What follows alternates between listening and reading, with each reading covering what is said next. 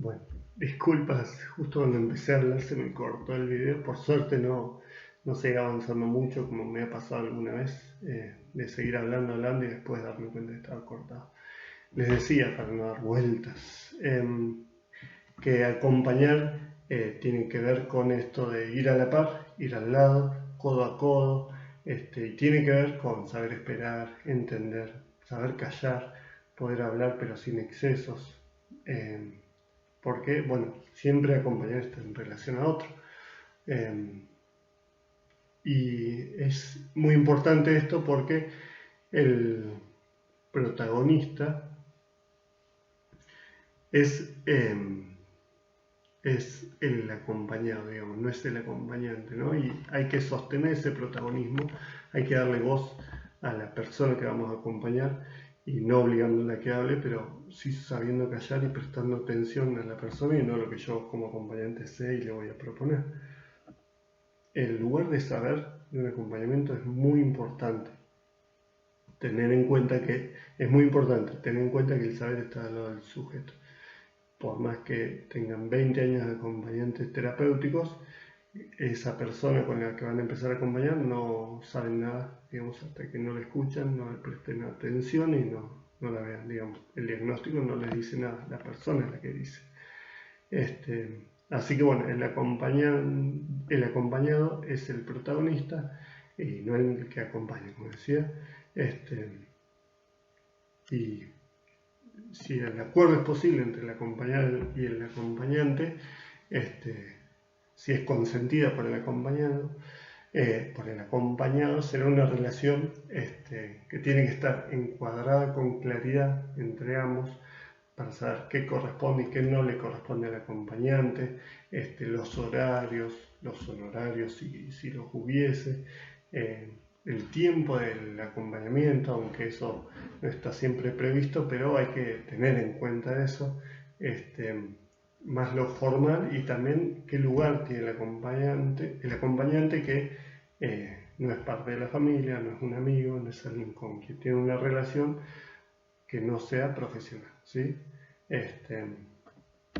Y incluso cuando, o sea, el que tiene la voz y al que hay que escuchar y darle la palabra es al acompañado, ¿no? A la persona que van a acompañar, la persona con alguna problemática en salud mental. Y les decía que, hay un concepto, voy a subir ese texto que habla de el acompañamiento en comparación con una orquesta que acompaña a un solista. En el texto habla, por ejemplo, imagínense una orquesta de música clásica. Vieron que hay muchísimos, o hay muchos músicos tocando y hay alguien, sea el instrumento que sea, a veces como parado adelante, al lado del director. Bueno, en esos recitales la orquesta acompaña y el protagonista, digamos, es el que está parado o sentado al lado del director y tiene un lugar preponderante. Y hay un punto esencial, digamos, de lo que se trata es de destacar a esa persona. Pero la banda, la orquesta quiero decir, toca y muchas veces ocupa todo el sonido y por momentos toca muchísimo más y por momentos hace silencio para que despliegue su talento, digamos, el músico o la música principal. Entonces, a plantear ese texto de Andrea Penón que el acompañamiento tiene esa función como la orquesta, que hay momentos en que toma más la palabra y se hace notar más y momentos en que se tiene que poder correr cuando puede tomar la iniciativa la persona que estamos acompañando, que es la que se destaca ahí, ¿no? Entonces, el fondo tapa algunos baches, ocupa sonidos, ocupa lugares y tiene que poder hacer silencio o bajar su volumen cuando puede desplegarse el sujeto, la persona que estamos acompañando, ¿no? Que sería el protagonista de ese recital en ese momento, ¿no? Me parece importante eso porque el protagonista, o en un recital así, hay momentos en que la banda toca con el protagonista, a veces que el solista, digamos, no toca y toca la banda, y hay momentos en que toca prolongadamente el solista y toda la banda hace silencio o uno hace algún acompañamiento. Y ese tipo de acompañamiento musical es como una metáfora de este acompañamiento y las distintas instancias en un acompañamiento terapéutico en su práctica, ¿no? Otra particularidad del acompañamiento terapéutico que sostiene la posibilidad de que una persona circule por su mundo cotidiano. O sea, el acompañante está en lo cotidiano de la persona. Yo, psicólogo, estoy en mi consultorio así sentado esperando y viene el paciente, incluso, ¿no? No se habla de acompañado ni de persona en tratamiento, de paciente se habla, que es un concepto ya medio limitado, porque no es solamente paciente y ese concepto conlleva muchas cuestiones medias complicadas o con las que no estoy del todo de acuerdo, pero bueno, yo sigo, aunque entiendo que no es acertado, sigo hablando de mis pacientes, tal otro paciente. El hecho es que esa persona viene a mi consultorio, habla en mi consultorio y se va de mi consultorio, espera en la sala de espera. Digo, mi consultorio en el sentido que está en un lugar que no es el cotidiano, que es artificial. Digo, si un niño va a jugar con un psicólogo, no es su lugar. Su lugar es jugando en la casa, en un mundo anterior. En otra época sería en la plaza, aunque todavía está en la plaza, en la escuela. Digo, que venga es porque hay problemas, digamos, significativos. En cambio, el acompañamiento terapéutico es dentro de algún contexto cotidiano de esa persona. ¿Sí? Puede haber, y hay, de hecho, esto que yo les contaba, el dispositivo de acompañamiento, digo, de hospital de día, por ejemplo, que hay todavía, supongo, pero cuando lo armamos, eran como 4 acompañantes terapéuticos con varios usuarios del dispositivo ese, niños en este caso, y estaban como en lo cotidiano del tratamiento, ¿no? Iban 4 o 5 veces por día, 2 horas y media, 3, y ahí estaban los acompañantes haciendo la unión entre los espacios terapéuticos individuales o los talleres grupales y todo. Entonces estaban en lo cotidiano, pero en la terapia, que no era el lugar natural, entre comillas, como les digo, estos chicos. La idea siempre es que esté lo menos posible en un consultorio, en una institución, y que vuelva apenas pueda, digamos, sostenerse y esté rodeado y esté sostenido por una red a su lugar, su ámbito, su comunidad, ¿no? Pero bueno, volviendo y tratando de no ramificarme mucho, les decía que el acompañante habilita un estar en la vida cotidiana de esa persona, del usuario del dispositivo del acompañamiento terapéutico. No sé si voy rápido o si voy lento o estoy desordenado, es lo que me está saliendo, y después cuando hablemos me van a decir esto no se entendió un pomo, o esto se entendió, o no escuché la clase, no me interesó. Bueno, eso traten de no decírmelo porque va a hacer sentir mal. Entonces, decía, en el mundo cotidiano se desempeña el acompañamiento terapéutico, que es ir a la par con estrategias, herramientas profesionales y terapéuticas concretas, en donde el acompañante terapéutico es una figura que aporta, apoya, soporta y propone y orienta en algunas ocasiones, y es parte de ese proceso que implica la salud mental. La salud mental, y de paso ya meto unos conceptos de lo que sí está en el cronograma, en la planificación de esta primera clase, que es la salud mental entendida como un proceso en constante movimiento, y es una búsqueda de equilibrio en donde es dinámico, digamos, y no hay un estado, no es un estado de salud, estado de enfermedad, sino son procesos que conllevan más o menos sufrimiento más o menos soportable.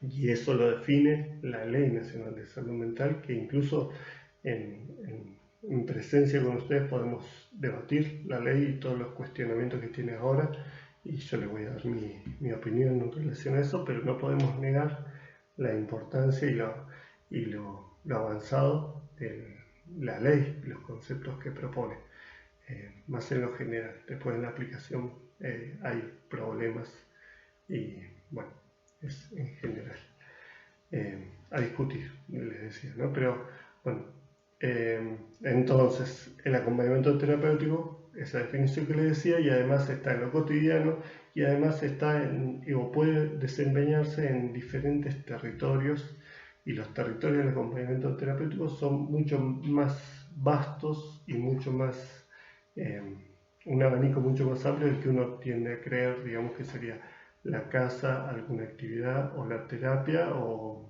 la escuela, y no mucho más. Hay muchos más ámbitos, pero bueno, los tradicionales, los más conocidos serían esos, ¿no? Y bueno, es una figura, el acompañante terapéutico, también como una figura de referencia, un resguardo, un respaldo, un punto de contención, según lo que requiera la situación del usuario del dispositivo o la usuaria del dispositivo.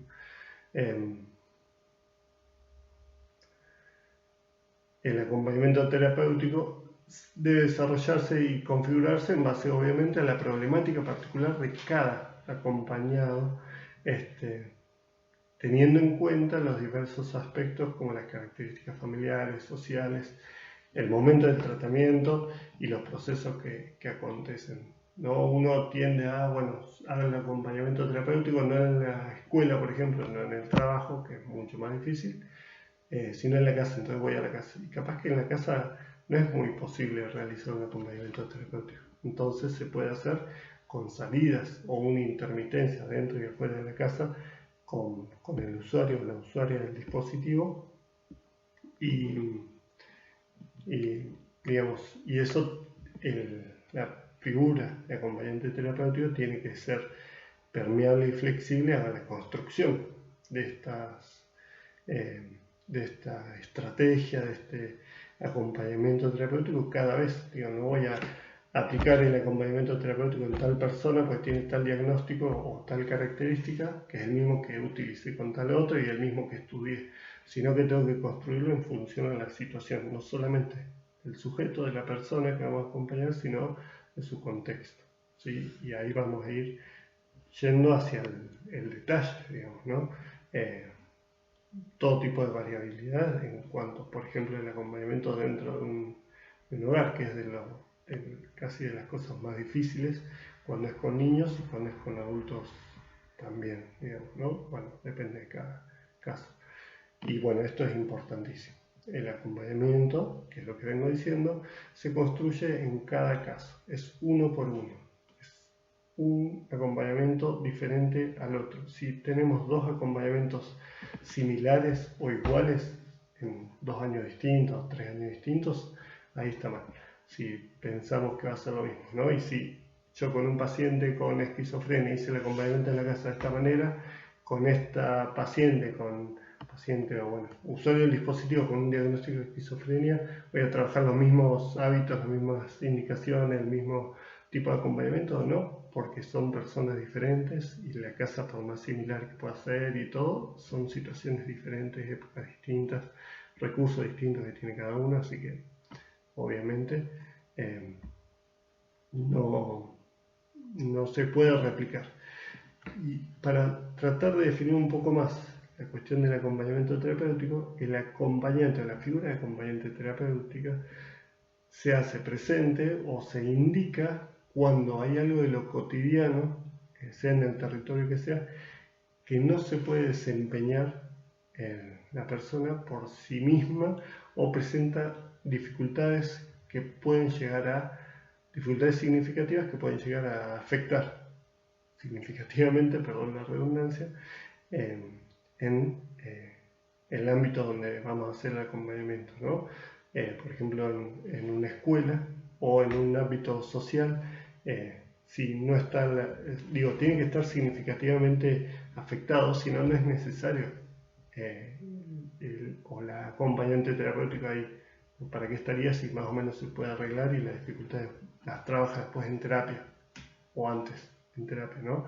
Tiene que estar significativamente afectado algo, un aspecto o todo aspectos de la vida cotidiana, y ahí es donde se suele sugerir el acompañamiento terapéutico, en donde hay una presencia, una figura profesional del ámbito de la salud mental en lo cotidiano, cosa que para todos los demás profesionales, sean los expertos, especialistas y formados, no tienen. O sea, yo en un caso muy grave, no sé, 3 veces por semana, lo veo 1 hora, 40 minutos o intermedio, y se compara con que después yo lo veo y después se va y está 3, 4 horas en el acompañante terapéutico, el acompañante terapéutico con esa persona en la casa o en distintos ámbitos sociales, ¿no?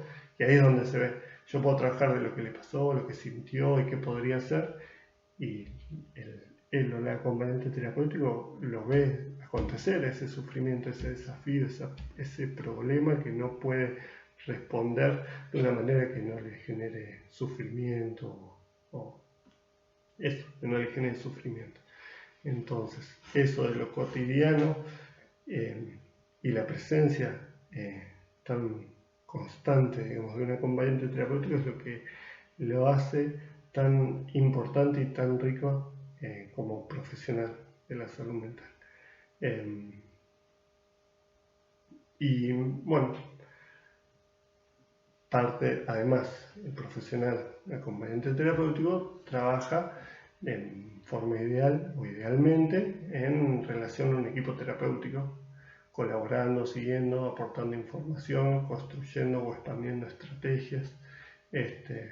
Y es un equipo terapéutico del que el acompañante terapéutico forma parte, ¿no? Y es ahí donde podemos pensar incluso, me parece que es más de otra materia, pero el concepto de interdisciplina, en donde la importancia y la validez de yo como parte del equipo y como desde mi disciplina lo que puedo aportar, y además también el hecho, o sea, lo que hace la interdisciplina no es todo lo que yo sé y todo lo que sabe él y todo lo que sabe ella y todo lo que sabe ella, sino cuando cada uno puede reconocer los propios límites. Si yo sé que esto es lo que sé, pero no sé cómo están en la casa, no sé cómo es esa idea delirante, o no sé cómo se desempeña cuando está teniendo alucinaciones, y qué podría ser así, ahí es donde voy a poder escuchar a la acompañante terapéutica decir, bueno, cuando yo estaba y cuando empezó a tener alucinaciones se comportó de esta manera, no me pudo escuchar, o sí me pudo escuchar en un momento cuando le hablé de tal cosa, y ahí como que se pudo ir tranquilizando.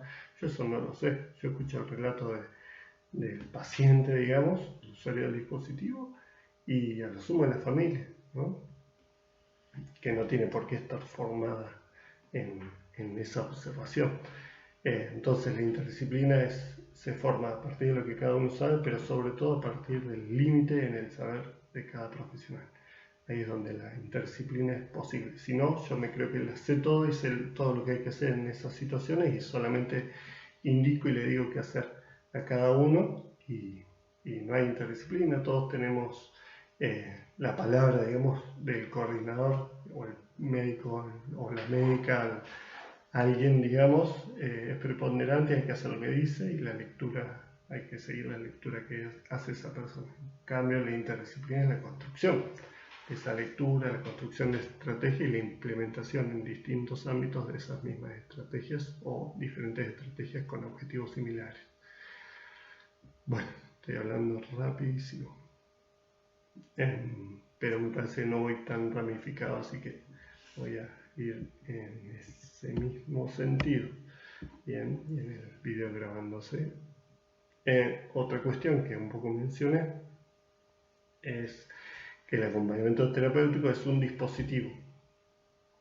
El dispositivo tiene relación con la disposición de los recursos, herramientas, elementos que se juegan a la hora de un acompañamiento, y principalmente hace referencia al encuadre. El encuadre, que espero que escuchen muchas veces la palabra encuadre en estos años de la carrera, porque es como esencial en un acompañamiento terapéutico, marca el ordenamiento de todos esos elementos que mencioné y la manera en que se pondrán en relación. Digo, el dispositivo no es solamente los elementos, sino cómo están en relación.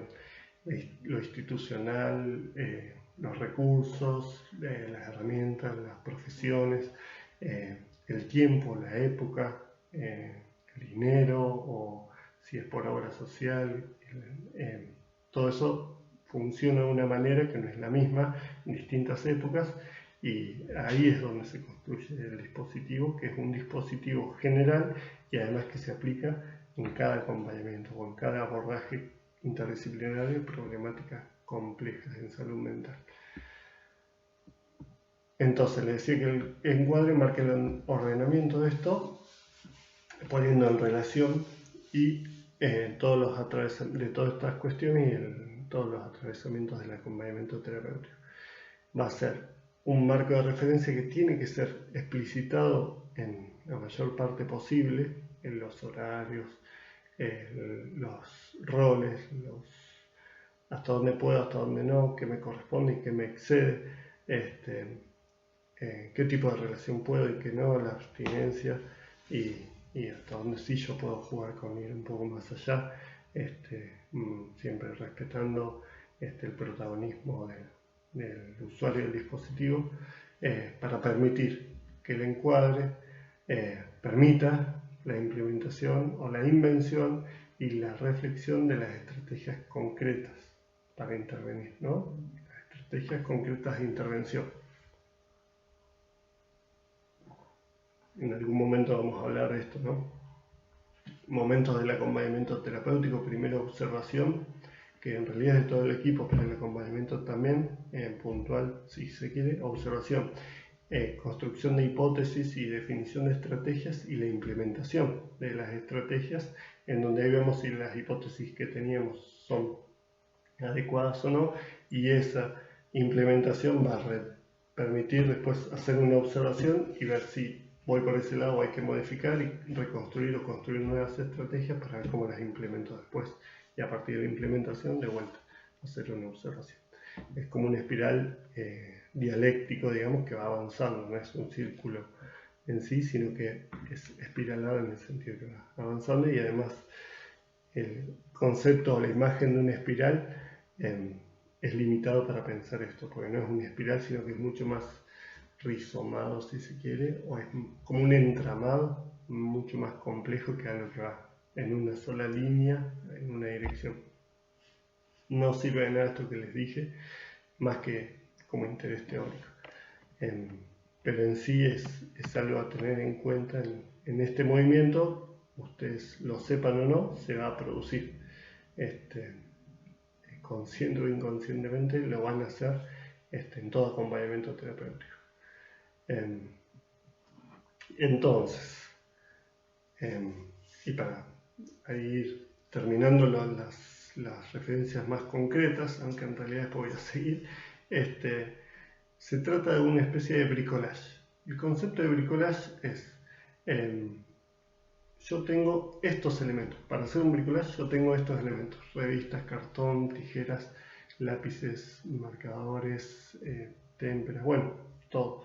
Yo con eso, por ejemplo, con tijeras, colores, papeles y distintas texturas, lo que sea, lo que se imaginen, armo algo novedoso, ¿sí? Entonces, era algo distinto, algo que estaba disgregado, y armo algo nuevo en una obra de arte, en un plano, digamos. Si se quiere, para ir más concreto, un chico haciendo en una hoja un bricolage es recorta, arma y pega algo que le parece lindo y tiene una forma, ¿no? Entonces, es como una creación novedosa con los elementos concretos. ¿Por qué digo esto? Porque no podemos, o sea, nosotros tenemos que trabajar con los elementos que tenemos, con los elementos que tiene el usuario o la usuaria del dispositivo, y no podemos inventar, no pueden aparecer de la nada, no le puedo exigir o proponer o tratar o forzar algo que no está, no es posible, ¿sí? Entonces yo puedo decir, bueno, no, esta persona necesita terapia ocupacional, y si no tienen los recursos, no pueden cubrir, no existe en esa zona terapia ocupacional, no puedo inventar la intervención de terapia ocupacional. Tengo que ver con lo que tengo, qué se puede hacer, ¿sí? por decir algo, no puedo inventar que tengo una relación pareja, alguien que tiene que resolver muchas cuestiones antes, ¿no? Tiene que estar como mínimamente estable, tiene que tener sin conductas autoagresivas, no sé, tiene que haber algunas cuestiones que de ahí pasar a proponer algo que todavía no está, o algo inexistente, como decía antes, es pretender algo que sí o sí va a fracasar. Entonces, con los recursos que tengo que ver cómo los dispongo y cómo los pongo a trabajar y dejándole el protagonismo a la persona, al usuario, a la usuaria. Esto es esencial, muy esencial, porque desde ahí es donde se puede pensar en un acompañamiento posible y no un acompañamiento terapéutico teórico idealizado que destinado a fracasar. Siempre, les voy a tirar una frase que es más un eslogan, pero bueno, la práctica, el filósofo que dice esto es François Jullien, que es un filósofo actual. Más allá de eso, después le puedo dar las referencias de ese filósofo. Plantea que la práctica siempre traiciona, al menos en parte, a la teoría.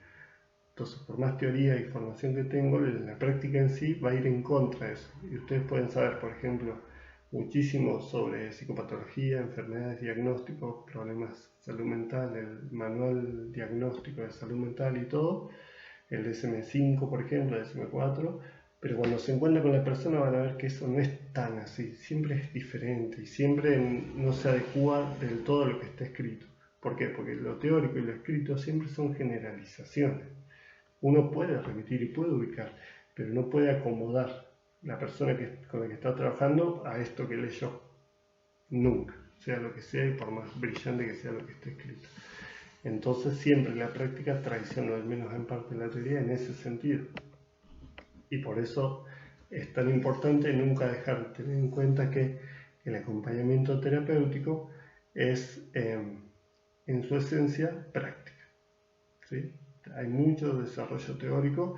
Antes, cuando yo empecé, había poco desarrollo teórico, ahora hay mucho, pero en definitiva es en la práctica. Imagínense que además en lo cotidiano, en tantas horas, o sea, digo tantas horas, 2 horas, 2 veces por semana ya es mucho, digamos, y ahí van a haber cosas que, por más teoría que tengan, en el momento va a ser muy difícil y va a ser más complejo y a la vez mucho más rico y apasionante también, ¿no? A mí me resultó muy apasionante esto de encontrar las referencias a la teoría para entender a qué se refería la teoría en su generalización con esto que veo que le pasa a tal persona o tal otra.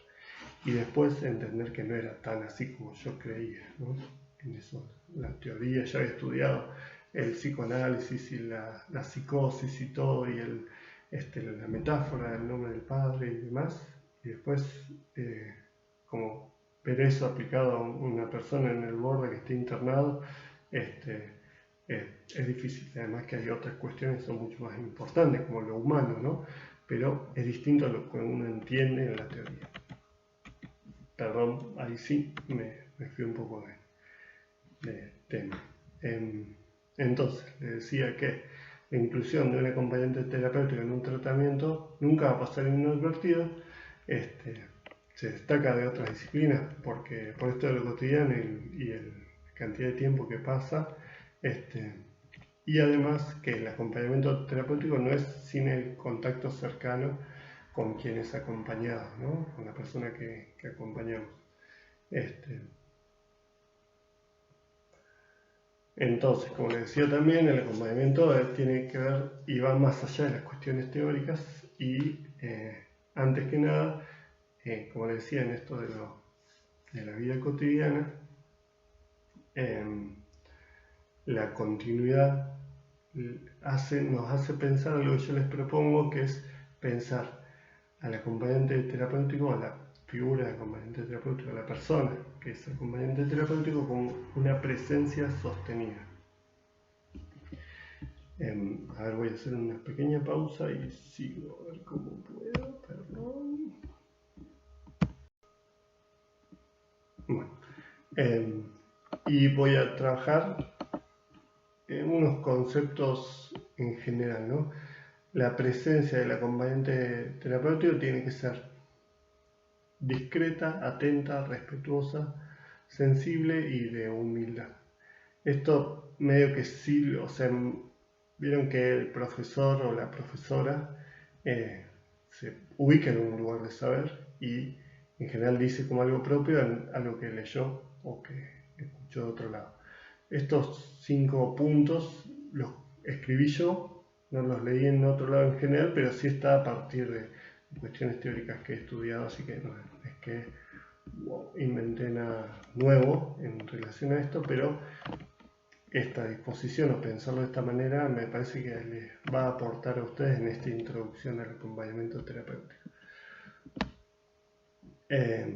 Entonces, la presencia discreta tiene que ver con que esto de darle el protagonismo al sujeto, a la persona que vamos a acompañar, a la usuaria del acompañamiento, del dispositivo. Entonces, primero que nada, desde ese lugar, el primero es más de observación y de silencio, y no tenemos que influir demasiado, aunque ya la presencia de una persona pasa sí o sí advertida y marca una diferencia. Pero primero tenemos que ser observadores, ser discretos en ese sentido, no resaltar, no llamar la atención, no convocar, sino antes haber observado, haber estado un poco al margen y permanecer un poco más en silencio, digamos, o desde la pregunta, pero no llenar de preguntas ni nada, sino ir de a poco conociendo a la persona que vamos a acompañar y además hacernos conocer y mostrarnos permeables, alojadores, que hacemos lugar y que no somos avasallantes, ¿no? La presencia atenta tiene que ver con eso. No buscar llamar la atención, sino prestar atención a la persona, ¿no? Esta presencia atenta tiene que ver con eso, digamos. Estamos presentes como acompañante terapéutico en lo cotidiano, en ese territorio que vamos a hacer el acompañamiento, pero estamos más atentos al otro, a la persona y cómo se desempeña, para desde ahí ir elaborando y haciendo una lectura de la situación, de lo que le pasa, lo que le cuesta, los desafíos, para pensar cómo después puede intervenir para ayudarlo en algo o para contenerlo. Digo, no es lo mismo una persona en crisis, todas las personas en crisis de angustia o lo que sea, tienen que ser contenidas de una manera diferente. Algunos toleran el contacto, otros no, algunos necesitan el contacto más profundo, que sería como apretar, sostener más fuerte la mano, y otros es más como caricias, o algunos no, alejado, pero estando, y no correrse totalmente. Y bueno, desde ese lugar es desde donde tenemos que también saber, aprender del usuario o la usuaria, porque estas opciones que yo les di ya les marca, a esa persona en una crisis, ¿cómo voy a contenerlo? ¿Lo voy a abrazar fuerte? O si es un niño, una niña, no sé, o si es un adulto, o le voy a sostener desde la palabra, o me voy a quedar callado y atento y sosteniendo la mirada. Todo eso es algo que de a poco hay que ir conociendo y haciéndose una idea de qué prefiere y qué le hace mejor, ¿no?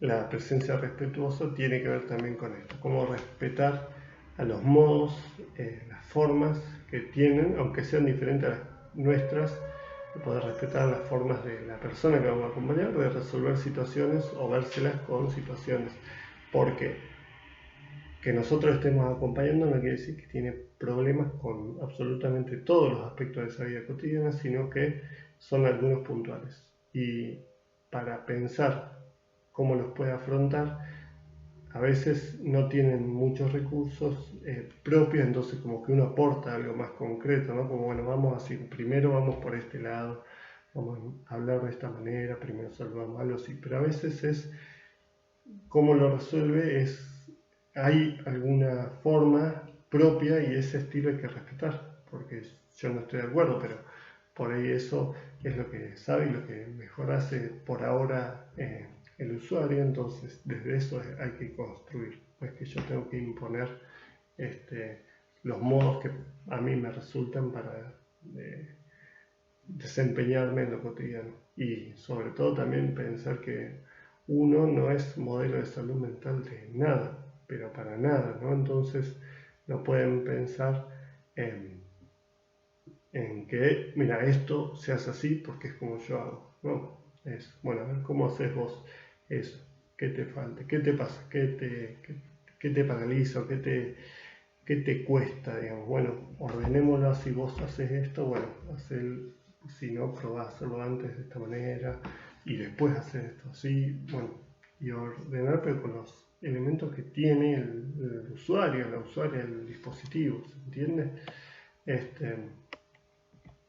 Antes de eso, tenemos que presentarnos como una persona que no es amenazante, que no se impone, sino que la persona que vamos a acompañar tolere nuestra presencia, ¿no?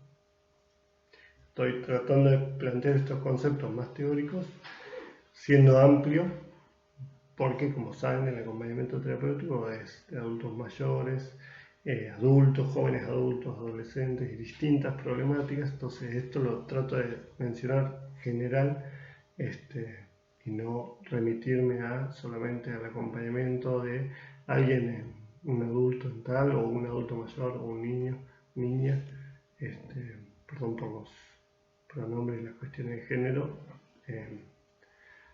Trato de ser lo más amplio posible y a veces en el apuro de decir las cosas como le voy diciendo de la manera antigua, digamos, bueno, no sé cómo se dice, pero bueno, eso. Pido disculpas si uso términos que no están tan buenos. Entonces les hablaba de, esto, la sensibilidad es muy importante, la sensibilidad es el contacto,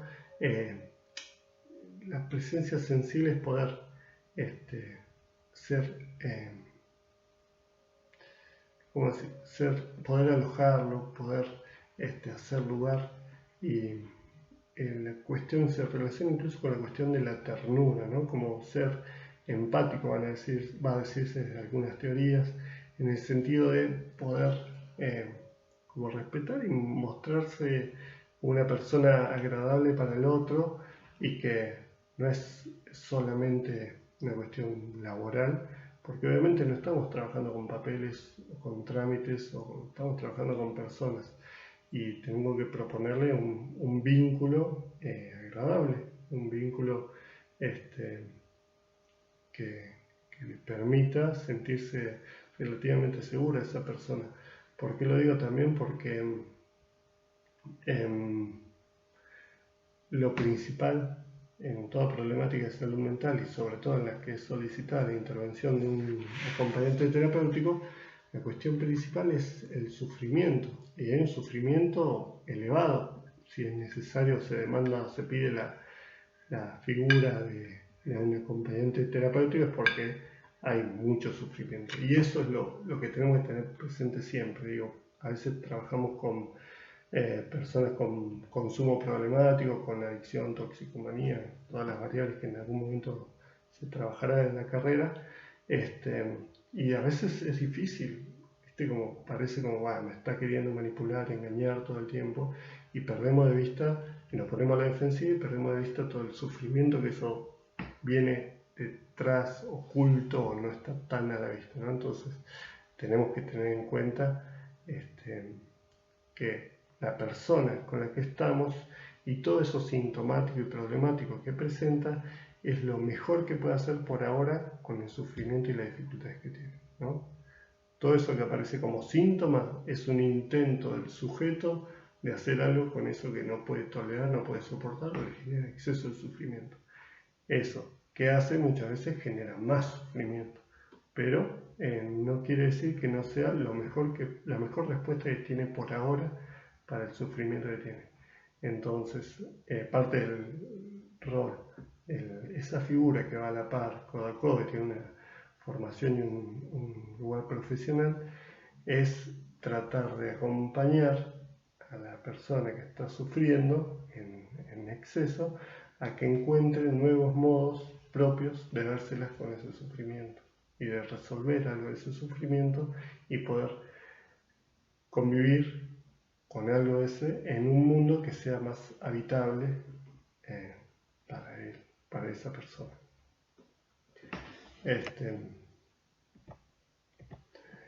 Y bueno, la presencia humilde tiene que ver con eso, digamos, el saber.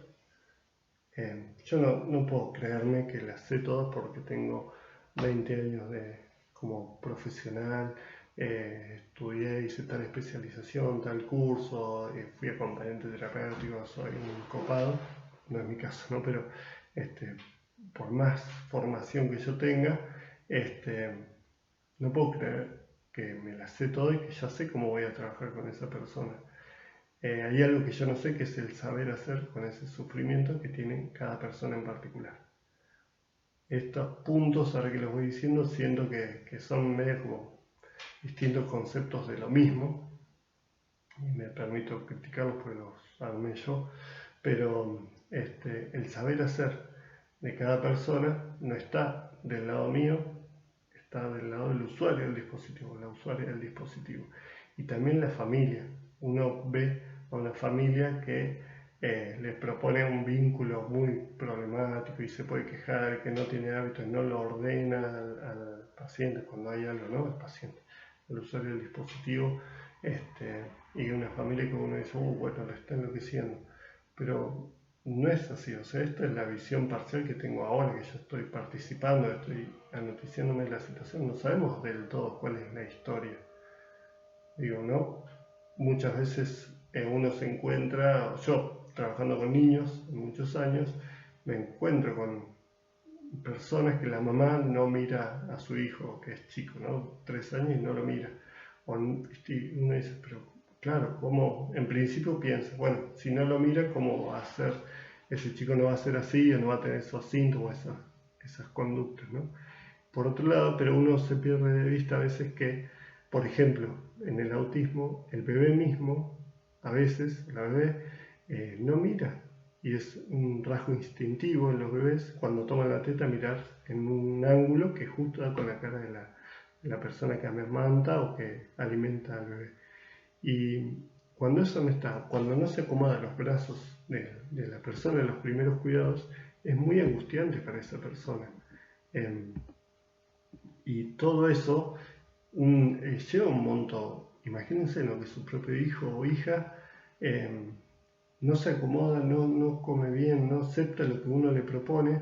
Frente a esa angustia, muchas veces es como, bueno, proteger, se toma distancia. Y no es que la distancia estuvo primero del adulto hacia el niño o niña, sino que fue como una forma de responder a algo totalmente desconocido y angustiante, que era ese no acomodarse corporalmente, no mirar, que venía del bebé. Entonces, no puedo decir, bueno, si no la mira, si la madre o el padre o la familia no lo miran, obviamente nunca lo miró, lo tomó como objeto, esto. Pero no, muchas veces vienen conductas que tienen todo un recorrido, una historia que es lo que pudo hacer para por lo menos darle de comer, por lo menos sostenerlo con vida, con muchísimo sufrimiento. No es que uno elige hacer eso y le hace mal al bebé. Situaciones de psicopatía uno escucha, pero son muy raras en realidad. Entonces no hay que juzgar a los familiares, sino que poder acompañar, y muchas veces con eso y toda la sintomatología uno encuentra que tienen forma de resolver lo cotidiano familiarmente o al usuario propiamente del dispositivo, que son buenos y que por ahí hay que ayudar a alentar o que desarrollarlos para que se complejicen, se construyan más a partir de eso que ya está. Y el saber ahí no lo voy a imponer yo. Sí puedo poner sostenido o respaldado por el equipo que eso no le está haciendo bien, que mejor de otra forma, y pensar juntos qué otros modos puedo tener de vincularme o resolver cuestiones cotidianas con la persona que es acompañada, ¿no? Estoy extendiendo muchísimo. Les pido disculpas. Bueno, y decía, bueno, que acompañamiento es práctica, principalmente. Y después algo que por ahí lo voy a mencionar ya para terminar. Después si puedo voy a agregar algo de salud mental, salud, enfermedad, que es algo a construir y que ustedes tienen que pensar qué entienden por enfermedad, qué entienden por enfermedad mental, si es posible pensarlo o no, por qué, y bueno, los diagnósticos y todo. Lo último que voy a plantear acá en esta clase es que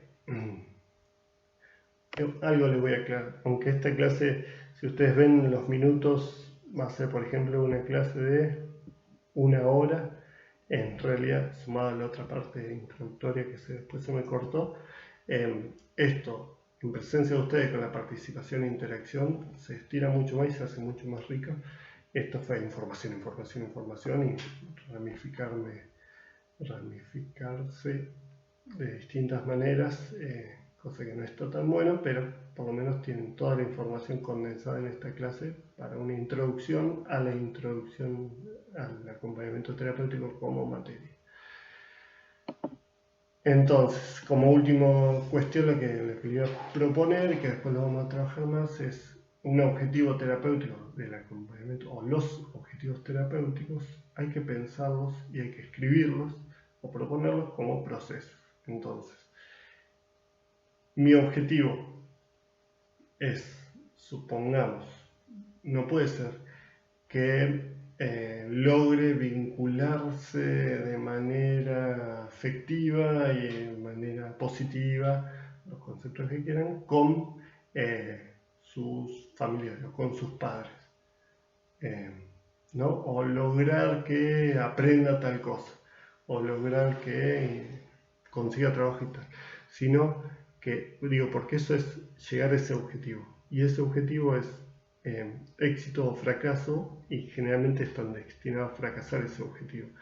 Entonces, y además es un techo, es lograr eso, y capaz que el sujeto en ese acompañamiento logra muchas más cuestiones, ¿no? Entonces, podemos trabajar, por ejemplo, en proceso y pensarlo más como verbos, ¿no? Como acompañar en los modos vinculares con los familiares, ¿no?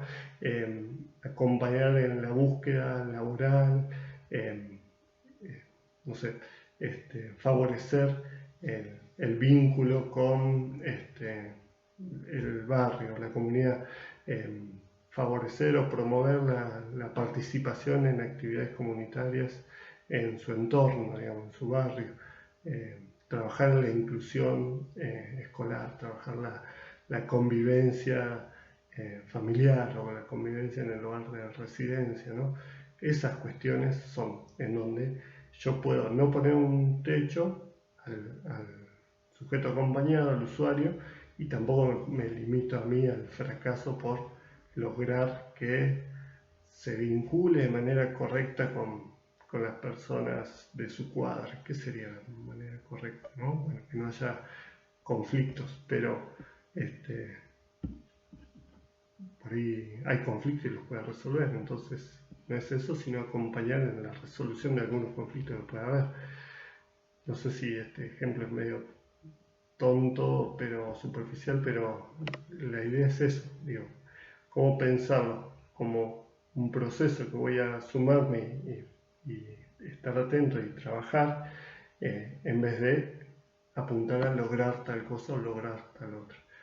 Eso les va a dar a ustedes una libertad y nadie les va a poder cuestionar después, no, bueno, pero vos pusiste, querías, no sé, el objetivo era que hable asertivamente y no habla asertivamente.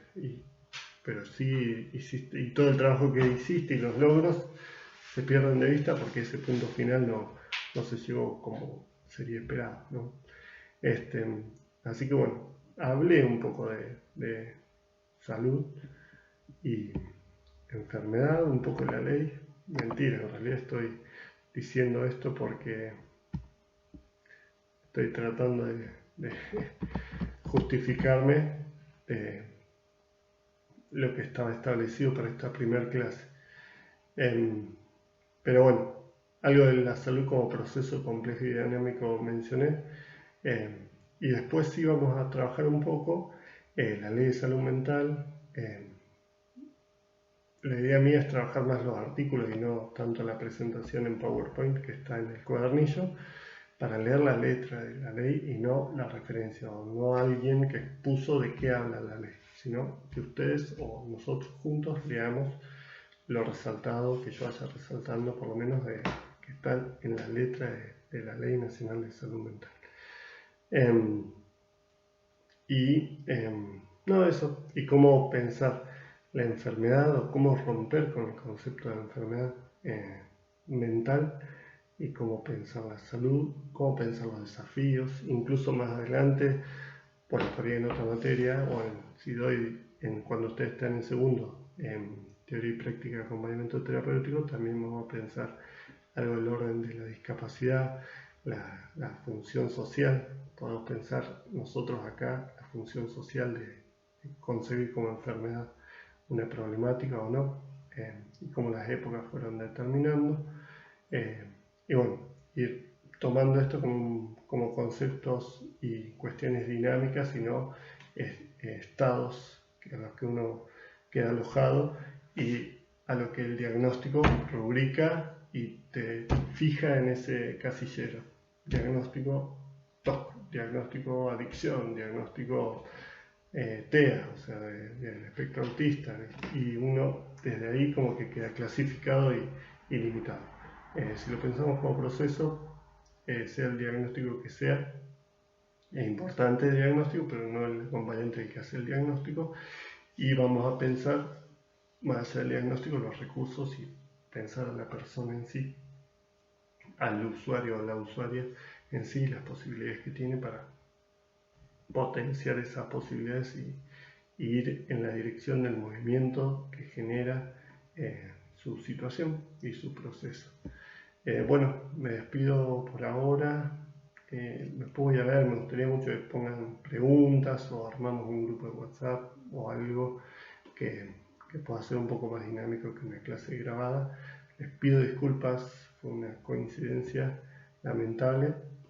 Obviamente voy a estar con mi hija este sábado, pero ya después arrancamos de lleno y voy a ver si doy algunas opciones en las que nos podamos enganchar y hacer un contacto directo antes de la otra clase. Les mando saludos, muchas gracias.